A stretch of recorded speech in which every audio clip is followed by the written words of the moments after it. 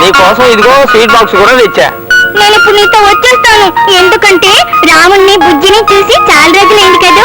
నన్ను తీసుకెళ్ళు అంకుల్. తర్వాత తీసుకెళ్తాను బాబు. నన్ను ఎప్పుడూ తీసుకెళ్ళు. ఏమిటయ్యాలరే, ఎక్కడికి తీసుకెళ్ళాలి నిన్ను? నేను సింహం అంకుల్తో వెళ్తాను, రాముణ్ణి చూడాలి. చూడకపోయినంత మాత్రం నష్టమేమీ లేదు. లత, బాబు లోపల తీసుకెళ్ళు. రాను, సింహం అంకుల్తో వెళ్తాను. నోర్మి అబ్బుద్ది.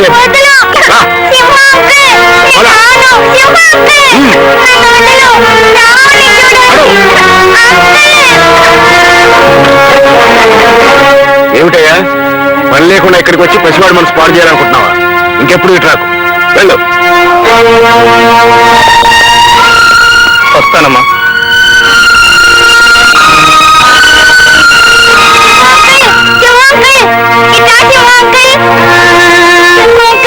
బాబు, మా తాతయ్య మంచోడు కాదు, నన్ను రాముడి దగ్గరికి వెళ్లకుండా చేశాడు. నాకు వాటిని చూడాలనుంది.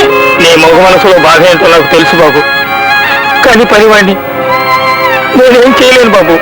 ఇదిగో సింహం అంకుల్, ఈ అరటి పళ్ళేమో రాముడికి ఇవ్వు. అలాగే. ఈ జామ పళ్ళేమో బుజ్జిగాడికి ఇవ్వు. అలాగే బాబు, తప్పకుండా ఇస్తాను. వస్తాను బాబు. నేను అడిగానని చెప్పు. ఇదిగో మన చిన్నబాబు మీకెమ్మని ఇచ్చాడు. పాపం మీకోసం ఎంత బెంగ పెట్టుకున్నాడో తెలుసా? రాముడు ఎలా ఉన్నాడు, బుజ్జిగాడు ఎలా ఉన్నాడు అని అడిగాడు. మిమ్మల్ని చూడాలని నాతో వచ్చేస్తా అన్నాడు, కానీ వాళ్ళ తాతగారి గదిలో పెట్టి తలుపేశారు. పాపం మీకోసం ఎంత బాధపడుతున్నాడో తెలుసా? మిమ్మల్ని చూడాలని నాతో వచ్చేస్తా అన్నాడు, కానీ వాళ్ళ తాతగారి గదిలో పెట్టి తలుపేశారు. పాపం మీకోసం ఎంత బాధపడుతున్నాడో తెలుసా?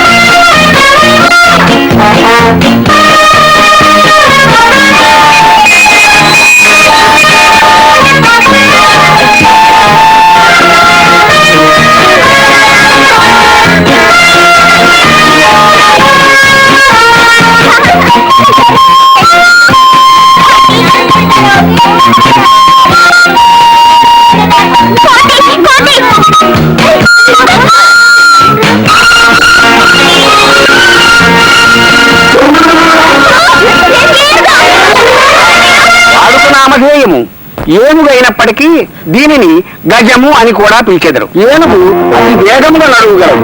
దీని చెవులు చేటలవలే ఉండును. దీని తొండము దృఢముగాను పొడవుగాను ఉండును. అమ్మ ఏనుగు.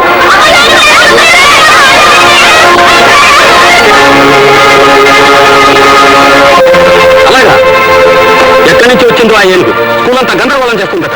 మనం వెళ్ళి వెంటనే దాన్ని బంధించాలి.